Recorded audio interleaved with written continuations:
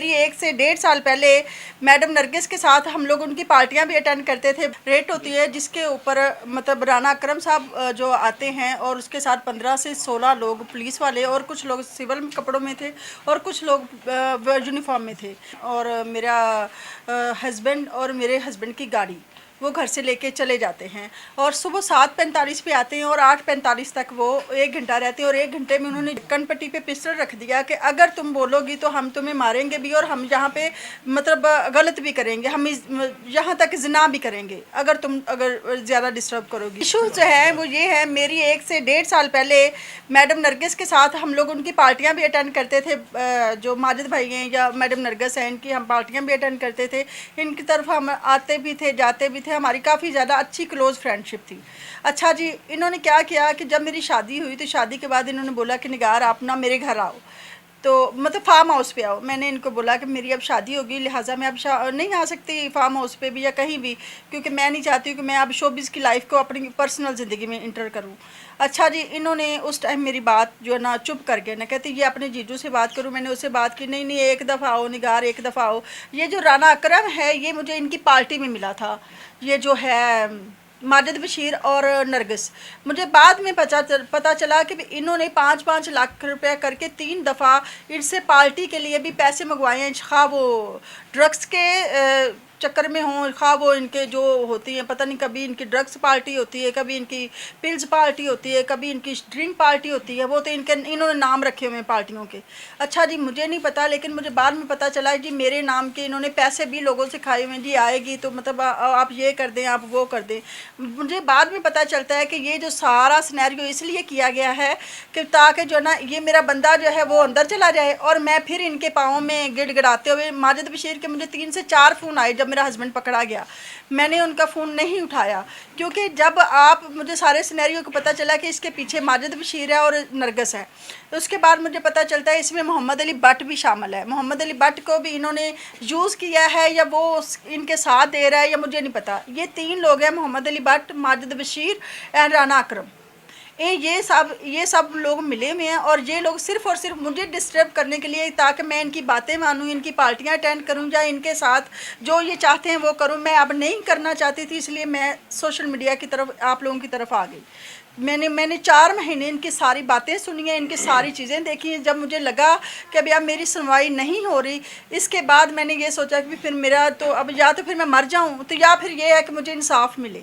वो आते हैं, वो रेड करते हैं, जिसमें से मेरा घर का सामान और मेरा हस्बैंड और मेरे हस्बैंड की गाड़ी वो घर से लेके चले जाते हैं। और सुबह 7:45 पे आते हैं और 8:45 तक वो 1 घंटा रहते हैं। और 1 घंटे में उन्होंने जो घर का सामान था, इवन दैट शैम्पू तक कोई चीज़ नहीं घर पे छोड़ी, सब कुछ वो लेके चले गए। और हम लोगों ने मैंने पूछने की कोशिश की, मैंने थोड़ा सा शोर डालने की कोशिश की, तो उन्होंने मेरे कनपट्टी पे पिस्टल रख दिया कि अगर तुम बोलोगी तो हम तुम्हें मारेंगे भी और हम यहाँ पे मतलब गलत भी करेंगे, हम यहाँ तक जिना भी करेंगे अगर ज़्यादा डिस्टर्ब करोगी तो। मैं थी, मेरी भाभी थी, मेरा हस्बैंड था घर पर और उसके बच्चे थे, मेरी भाभी के, मेरे भाई के बच्चे थे। ये सिनेरियो हुआ, इन्होंने वो लेके चले गए। उस दिन के बाद इन्होंने क्या किया कि जो ना मुझे कॉल आती है पहली 6 तारीख को मेरे हस्बैंड के नंबर से, उधर से राना अकरम ने की है। राना अकरम कॉल करके कहता है जी हम आपके साथ कुछ सेटलमेंट करना चाहते हैं, तो आप जो ना कुछ भी ऐसा वैसा भागे नहीं, तो हम आपको, आपके हस्बैंड को छोड़ देंगे। मुझे नहीं पता, मेरा अल्लाह वाहिद जानता है कि क्यों लेके गए हैं। मैंने समझा मेरी शोबिज़ में काफ़ी लोगों से प्रॉब्लम चल रही है, मेरे काफ़ी मामलात डिस्टर्ब थे, जिसकी वजह से मैं शोबिज़ से भी आउट हुई थी। क्योंकि देखो, जिसका एक बंदे का बहुत ज़्यादा अरूज होता है और अरूज के टाइम पे छोड़े, तो इसका मतलब है उसकी कोई बहुत बड़ी रीज़न हो सकती है। मैंने सोचा हमारी बहुत सी आर्टिस्टों के बहुत गलत हालात हुए हैं, कुछ लोगों को कत्ल किया जाता है, कुछ को दबा के बिठाया जाता है, किसी के साथ कुछ ज़्यादतियाँ होती रहती हैं। मैंने कहा उन ज़्यादतियों से बचने के लिए मैंने शादी कर ली।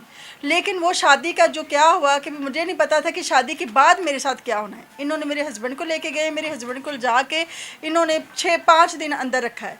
पहले दिन इन्होंने कॉल की जी, इन्होंने बोला जी 50 लाख रुपया हमें चाहिए तो हम आपके हस्बैंड को छोड़ देंगे। मुझे नहीं कॉल आती है मेरे हस्बैंड ने करवाई है मेरे ससुर को। मेरे ससुर ने बोला कि बेटा हमारे पास तो इतने पैसे नहीं हैं, हम इतने पैसे कहाँ से देंगे। हाँ 31 लाख रुपया हम कर लेते हैं, 30 लाख रुपया हम आपको दे देते हैं। नहीं नहीं नहीं नहीं, ऐसे नहीं बात करते हैं जी। 2 दिन उन्होंने फ़ोन नहीं उठाया। हम लोग टू मच डिस्टर्ब हो गए, डेफिनेटली हम मेंटली टॉर्चर हो रहे थे। उसके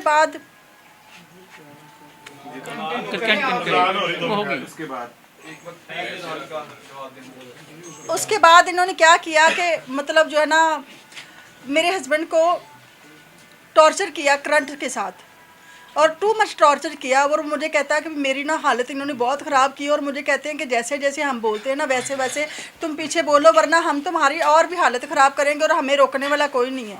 अच्छा मैंने कहा बात क्या है। वो बात पूरी करने ना दे। राना अकरम ने 2 दफ़ा फ़ोन करवाया और राना अकरम कहे बीबी आपको नहीं पता, आप इधर आए, मैं आपको बताता हूँ कि क्या बात है। मुझे मेरे जो वकील हैं आसिफ भाई, मैंने इनसे बात की। मैंने कहा आसिफ भाई मुझे ऐसे ऐसे कह रहे हैं कि भी आप आएँ, आपसे बात करनी है। तो आसिफ भाई ने मुझे बोला क्योंकि ये वकील है, मैं नहीं जानती इन चीज़ों को, ये जानते हैं। इन्होंने बोला कि भी जो है ना आपने नहीं जाना, क्योंकि ये ना हो कि वो आपके हस्बैंड को लेके गए हैं, आपको नहीं पता किस बिहाफ पे लेके गए हैं, तो ये ना हो कि आपके ऊपर भी कोई मसला बना दे। मैंने उनको बोला कि आई एम सॉरी मैं नहीं आ सकती, लिहाजा आप मुझे यहाँ पे बताएं क्या बात है। अच्छा जी दूसरी दफ़ा उन्होंने बोला जी 70 लाख रुपया चाहिए, 7 तारीख को बोला। हमने उनको बोला जी मतलब जो है ना आप हमें वजह तो बताएं किस बिहार पे लेके आए हैं, क्या बात है क्या बात नहीं है। अच्छा राना अकरम ने मुझे बोला कि भैया आप जो है ना आ जाएं, मेरे ऑफिस आ जाएं, हम आपको वजह बताते हैं। अच्छा जी मैंने दिल में सोचा कि भी मैंने अपने आसिफ को भी, वकील भाई को भी लिया, दूसरा भी एक मेरा भाई था उसको भी लिया, लेके मैं चली गई। मैंने कहा क्या होगा, मार देंगे, मर जाएंगे, पहले भी तो मर ही गए ना, जो सूरत हाल हो गई है। अच्छा जी हम गए, हम वहाँ पे 2 घंटे खड़े रहे, इन्होंने दरवाज़ा नहीं खुलवाया।